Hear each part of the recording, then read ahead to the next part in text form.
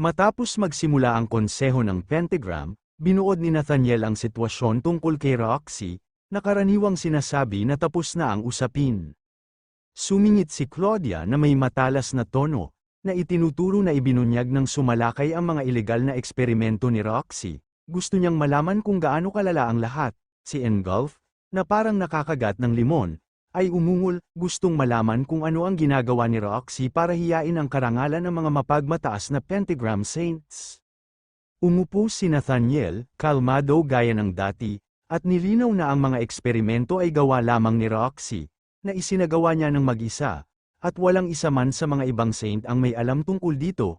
Nakinig si Awako mula sa Zoom call, tahimik na nag-iisip, klasikong Nathaniel, palaging kalmado at kalkulado, sa isip niya. Halata na ipinapasa nila ang lahat kay Roxy at itinatapon siya sa ilalim ng bus. Nagduda siya sa kaalaman ni Claudia o ni Engulf, ngunit si Nathaniel, sigurado siya na alam ng lalaki, ang basta na lamang pagbitiw sa kanya ay tila napakalamig. Nagsimulang tumulo ang pawis sa noo ni Awako, ngunit inalis niya ito, ipinaalala sa kanyang sarili na sa ngayon, ang pagsunod sa mga tagubilin ng ating bida ay mas mahalaga. Ang kanyang mga mata ay sumulyap sa isang selyadong liham na nakapatong sa kanyang mesa. Balik sa pagtawag, sinabi ni Claudia na interesado siya sa sumalakay. Sumingit si Awako tungkol doon, at inamin na isang selyadong liham ang dumating sa akademya mula sa taong sumalakay kay Roxy. Itinaas niya ito para makita ng lahat. Nanlaki ang mga mata ni Claudia, isang liham mula sa sumalakay. Sinabi ni Nathaniel na basahin niya ito ng malakas. Sumang-ayon si Awako, binuksan ito, at binasa ang maikli ngunit mabigat na mensahe. Bumabalik ako sa kasalukuyang mundo mula sa loob ng gate, haharapin ko kayong lahat, kaya maghintay lang kayo. Ang pangalan sa ibaba ay nagpatahimik sa silid, ito ay mula kay Misato Kyoichiro. Bawat miyembro maliban kay Awako ay mukhang tulala. Nagtaka si Claudia kung may gumagamit lamang ng pangalan, pinutol yun ni Nathaniel, na itinuturo na walang ibang paraan na malalaman ng sinuman ang tungkol sa loob ng gate na yun maliban kung naroon talaga sila. Walang duda na si Misato Kyoichiro ang nagpadala. Iminungkahi ni Claudia ang teorya ng time magic, ngunit umismed si Engulf, na sinasabi na walang dapat ikabahala. Kung bumalik si Misato Kyoichiro, pababagsakin lang nila siya ulit. Sinuportahan siya ni Nathaniel, ngunit may nakakalokong kislap. Idinagdag na marahil ay dapat na lang silang umupo at tingnan kung ano ang gagawin niya muna. Pagkatapos ng pagpupulong, nagpabalik-balik si Engulf sa kanyang silid, nagngangalit ang mga ngipin habang nakatingin sa labas ng bintana, sa ilalim ng kanyang hininga. Idinyure niya na si Misato Kyoichiro ang taong hindi niya mapapatawad. Samantala, ang ating bida ay nasa isang speaker call kasama si Awako. Kinumpirma ni Awako na sinunod niya ang mga utos. Ang ating bida, na nakasandal sa kama, ay nag-isip kung paano malinaw na hindi pa nagpaplano si Nathaniel na gumawa ng hakbang, maingat gaya ng dati, ayos lang yun. Kapag napagtanto nilang bumalik siya, hindi sila makakapirmi ng matagal, may hawak siyang isang piraso ng papel, at ang kanyang isip ay nasa unang mga target na alam niya ang mga lokasyon. Sinabi niya kay Awako, sige, gumawa tayo ng hakbang. Tinanong ni Awako kung ano ang susunod. Sinabi ng ating bida na hindi mahirap, gusto niya ng mga kaayusan upang lumipat sa isang akademya na konektado kay Engulf. Hulaan ni Awako na nangangahulugan yun na si Engulf ang susunod na target, at kinumpirma ito ng ating bida, na sinasabi na dapat madali ito sa isang panandaliang programa sa pag-aaral sa ibang bansa. Sa kanyang mga kamay ay isang papel na nagdedetalye ng gayong programa. Binalaan siya ni Awako na hindi katulad niya o ni Ryuwakase si Engulf. Walang mga kainahinalang tsismis, walang dumi. Binaliwala ito ng ating bida na kailangan man lang niyang makita ang mukha ng lalaki. Iniwan niya ang mga formalidad kay Awako, tinapos ang tawag, at lumabas sa kanyang balkonahe sa gabi. Habang nakatingin sa kadiliman, naisip niya na kahit walang mga tsismis, hindi nito binubura ang katotohanan na ipinagkanulo siya ni Engulf 20 taon na ang nakalipas. Ang eksena ay lumipat sa isang maliwanag at maaraw na araw, kung saan mataas sa langit, isang eroplano ang dumadaos-dos sa mga ulap, mula sa bintana ng kanyang silid-aralan. Nakita ito ni Asahi at hindi napigil ang ngumiti. Ang parehong eroplano ay lumapag sa paliparan, At mula rito ay lumabas ang ating bida, gumalaw siya sa terminal hanggang pagkatapos ng ilang oras, lumabas siya sa labas, nakatingin sa skyline ng lungsod, nang may ngisi, bumulong siya, kaya ito pala ang Germany, ha? Pumunta siya rito sa ilalim ng pagkukunwari ng isang programa sa pag-aaral sa ibang bansa. Ngunit sa katotohanan, ang kanyang tunay na layunin ay makilala si Engulf. Tumingin sa kanyang telepono, naisip niya, nakumpirma ko na ang isang koneksyon sa pagitan ng akademya ng bansang ito at ni Engulf. Gagamitin ko ang akademya ng Aleman upang mapalapit sa kanya. Ang determinasyon ay nagpatala sa kanyang ekspresyon habang naglalakad siya sa lungsod, na pinag-iisipan ang kanyang plano. Sa ngayon, pupunta ako sa akademya, ngunit ang kanyang focus ay biglang nabasag nang marinig niya ang isang taong nagsabi, nakakainis na mapilit, at isang kaguluhan sa malapit ang nakakuha ng kanyang pansin, lumingon siya sa ingay at nakita ang dalawang lalaki na nanggugulo sa isang babae. Nagtaka siya, hapon ba siya? Ang dalawang lalaki ay malinaw na lasing, ang kanilang mga salita ay malabo, nang maisip niya, napagtanto niya na nagsasalita sila ng ibang wika. Sa sandaling yun, nagpasya siya, hayaan mong gamitin ko ang Void Magic upang automatikong isalin ito. Sa isang banayad na paggalaw ng kanyang dulo ng daliri, isinaktibo niya ang kanyang Void Magic, na minamanipula ang mga sound waves sa kanyang paligid. Habang nagkakabisa ang spell, ang kanilang mga salita ay nagsimulang magkaroon ng kahulugan. Isang bandido, na nakahawak ng isang bote ng alkohol, ay nagsabi, halika na, bakit hindi ka sumama sa amin ng kaunti? Sumingit ang isa pa, pangako, gagawin naming sulit ang iyong oras. Ang babae, na nakatitig sa kanila, ay sumagot, ito mismo ang dahilan kung bakit ko kayo tinawag na mapilit. Tumatanggi akong sumama sa ilang bandido, ang may hawak ng bote ay ngumisi, anong sabi mo, habang ang isa pa ay inaabot siya, na umuungol, kailangan ka naming pilitin para dito. Damapo ang kanyang kamay sa kanyang balikat at mukhang handa na siyang sumabog. Bago pa man lumala ang mga bagay, isang boses ang sumingit, bakit hindi kayo umalis at iwanan siya? Ito ang ating bida na pumapasok sa eksena. Ang bandido na may hawak ng bote ay lumingon, nakasimangot, sino ka ba? Kahit ang babae ay tumingin sa kanya nang may pagtataka, sinabi ko sa inyo na iwanan ninyo siya.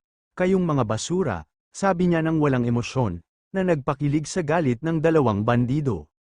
Hayop ka, bulyo ng bandido na may hawak ng bote, at sa sumunod na sandali, pinalabas nilang dalawa ang kanilang mahika, ang isa ay nababalot ng apoy, ang isa pa ay nagpapatawag ng bigat ng lupa. Sumugod sila, sumisigaw, huwag mo kaming maliitin, itinaas ng gumagamit ng apoy ang kanyang kamao, handa na itong ipukpok sa ating bida, ngunit sa isang iglap, isang matinding bugso ng hangin ang sumabog mula sa kanya. Ang puwersa ay nagpabagsak sa mga bandido mula sa kanilang mga paa na parang mga basahan, na nagpabagsak sa kanila sa lupa ng may nakakakilabot na dagandong. Ang pagsabog ay napakalakas na kinailangan ng babae na protektahan ang kanyang sarili laban dito. Sumilip siya sa likod ng kanyang braso at nakita ang dalawa na dumadaing sa lupa. Isang tama, bulong niya, pagkatapos ay sumulyap sa ating bida, na nag-iisip, Diyos ko, ano ba ang problema sa estudyanteng yan? Ang ating bida ay tumayo ng matatag, ang mga mata ay nakatuon sa unahan, habang ang mga nanunood ay nakatitig sa kanya ng may pagkamangha. Pagkatapos ng buong insidente sa mga bandido at sa ating bida, tumakbo ang dalawang bandido, na nagmamakaawa ng kapatawaran, na iniwan ng ating bida na nakatayo roon, na pinapanood silang umatras na nakasukbit ang kanilang mga buntot sa pagitan ng kanilang mga binti. Sa sandaling iyon, lumapit sa kanya ang babaeng iniligtas niya at nagpasalamat sa kanya sa pagliligtas sa kanya. Binaliwala lang ito ng ating bida, na sinasabing huwag nang banggitin, pagkatapos ay tumingin siya sa paligid at itinuro na nakakuha sila ng maraming tao, sigurado nga, nagtipon ng mga tao, kumukuha ng mga larawan, nagre-record ng mga video, at nagbubulungan tungkol sa away. Iminungkahi ng ating bida na lumayo muna sila roon, at sumang-ayon ang babae na magandang ideya yon. Nagtulakan silang dalawa sa mga mausisang nanunood, kasunod siya sa likuran niya, habang nakasunod siya sa kanya. Naisip niya sa loob na ang huling pagkakataon na may nagligtas sa kanya ng ganito ay nang makilala niya ang taong yon. Ang eksena ay lumipat, na nagpapakita sa ating bida at sa babae na naglalakad sa isang sidewalk sa lungsod, Mukhang gusto ng babae na may sabihin ngunit nag-aalangan, na agad na napansin ng ating bida, sa kalaunan ay nagsalita siya, na nagpapasalamat muli sa kanya sa kanyang ginawa, na idinagdag na salamat sa kanya, hindi lumala ang mga bagay. Inulit lang niya tulad ng dati na hindi yun malaking bagay, sa loob-loob niya, naisip niya na siya ay isang masigasig na uri, pagkatapos ay may napagtanto siya. May kakaiba sa kanya, at naisip niya sa loob na parang nakita na niya siya dati, biglang pinutol ng babae ang kanyang pag-iisip, na itinuro ang kanyang uniforme at tinanong kung isa siyang estudyanteng Hapon. Kinumpirma niya ito, na ipinapaliwanag na kara-rating lang niya noong araw na yun para sa isang maikling exchange program at papunta na talaga siya sa training academy. Nang may nakakalokong ngiti, nag-alok ang babae na ihatid siya roon bilang pasasalamat para kanina. Tinanggap niya ito ng may pasasalamat, at nagpatuloy silang dalawa sa paglalakad ng magkasama, habang naglalakbay sila, na tumatawid sa isang tulay sa ibabaw ng isang ilog, nagpalitan sila ng ilang maliliit na usapan. Tinanong ng ating bida kung naglalakbay siya sa buong mundo, at inamin niya na oo. Bagaman nagpahiwatig siya na mayroon siyang sariling mga kalagayan, tahimik niya siyang pinag-aralan, na nagtataka kung kasing edad niya siya dahil bihira para sa isang babae na maglakbay ng mag-isa. Ipinahayag niya ang kanyang pag-aalala, na nagtatanong kung hindi ba mapanganib na maglakbay ng solo at kung maaari siyang mahuli sa mga sitwasyon tulad ng kanina. Iwinagayway niya ito ng casual, na sinasabi na alam niya ang isa o dalawang spell sa kabila ng kanyang hitsura, ngunit hindi niya napigil ang pawisan sa loob, na nag-iisip na literal na nahuli siya sa gulo doon. Lumipat ang usapan nang tanungin siya ng babae tungkol sa pag-aaral sa training academy. Tinanong niya kung may mali roon, ang kanyang ekspresyon ay bahagyang naging seryoso habang ipinapaliwanag niya na ang paaralan ay kilala sa pagiging batay sa merito. Ipinagpatuloy niya kung paano naniniwala ang mga estudyante roon sa parehong bagay na may sistema ng pagraranggo ng klase, ang kanilang sariling hierarchy, at maging ang isang sistema ng puntos na nagbibigay ng gantimpala sa mga nagawa. Naintindihan ng ating bida ang buod nito at nag-isip ng malalim, sa loob-loob niya, naisip niya na parang mas seryoso nilang tinatreto ang meritokrasya kaysa sa Japan, nagpatuloy ang kanyang mga iniisip. Ayon kay Awako, si Engulf ay regular na nagpapatakbo ng mga sesyon ng pagsasanay para sa mga estudyante sa mataas na klase, na nangangahulugan na kung gusto niyang mapalapit kay Engulf, kailangan niyang gumawa ng ingay sa paaralang iyon na batay sa merito upang maabot siya. Isang determinadong ekspresyon ang nabuo sa kanyang mukha habang nag-iisip siya, perpekto, ang uri ng hamon na gusto niya. Sa sandaling yun, itinuro ng babae sa unahan at sinabi, ay, tingnan mo, naroon na, ang Lansing Training Academy ay nakita, isang napakalaking istruktura na parang kastilyo na nag-iwan sa ating bida na nakatitib ng may pagkamangha. Habang papalapit sila sa dulo ng tulay, sinabi niya sa kanya na sapat na ito at nagpasalamat sa kanya. Sumagot siya ng mabilis, hindi, salamat, habang nagpapalam sila, biglang naalala ng babae na hindi pa siya nagpapakilala, sinabi niya sa kanya na ang pangalan niya ay Shirato Seiyuki. Nagpakilala rin ng ating bida, na sinasabi na ang pangalan niya ay Asai Kyosuke. Nagkamayan sila, ngunit sa sandaling marinig ni Seiyuki ang kanyang pangalan, nagulat ang kanyang ekspresyon, nasambit niya ang kanyang pangalan, na nagulat sa kanya habang tinatanong niya kung ano ang problema. Mabilis na binaliwala ito ni Seiyuki, na sinasabi na wala iyon, na ang kanyang pangalan ay katulad ng isang taong kilala niya. Pinalampas niya ito ng may, IC, sa kanilang huling pagpapalam, iwinagayway ni Seiyuki ang kanyang kamay, na sinasabi sa kanya na good luck sa akademya habang siya ay papalayo. Iginanti niya ang kanyang kamay, na nagpapasalamat sa kanya, habang nawawala siya sa malayo. Naisip niya sa loob na may kakaiba kay Seiyuki na nanatili sa kanyang isip, ngunit sa sandaling yon, lumingon siya pabalik sa napakalaking Lansing Training Academy, na nag-iisip na oras na para pumunta. Pagkatapos ay nagsimula siyang mag-navigate sa mga kalye, patungo sa kanyang patutunguhan. Ilang sandali pagkaraan, nakatayo ang ating bida sa harap ng akademya habang may anino na nakabitin sa itaas. May tumawag sa kanya, at nang lumingon siya, nakita niya ang isang batang lalaki na may nag-aapoy na pulang buhok na nakatitig sa kanya. Tinanong ng batang lalaki kung siya ngayon, ang estudyanteng Hapon na lumipat, at nang hindi siya binigyan ng pagkakataong sumagot, pinag-utusan siyang lumapit, Ang batang lalaki na may pulang buhok ay nakaupo sa tuktok ng isang pader, na kumikilos na parang isang siga. Ang ating bida, na hindi nagpakita ng paghanga, ay nagtaka ng malakas kung sino ang delinkwenteng ito.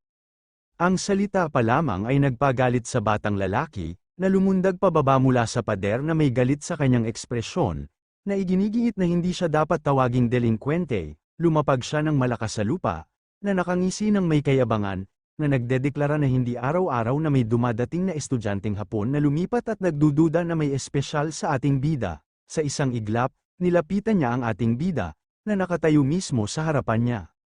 Pagkatapos ay nilinaw niya na ito ang kanyang bersyon ng isang seremonya ng pagtanggap. Bamantong hininga ang ating bida, na puno ng inis ang kanyang mga iniisip, pagkarating pa lamang, kailangan na niyang harapin ang isang kakaibang lalaki. Ang mga salita ni Seiyuki tungkol sa paaralan na batay sa merito ay umalingaw-ngaw sa kanyang ulo, at naisip niya na ito mismo ang ibig niyang sabihin. Gusto lamang ng batang lalaki na sukatin siya sa pamamagitan ng isang duelo. Sa pagkakabatid na iyon, itinapon niya ang kanyang duffel bag at tinanggap ang hamon.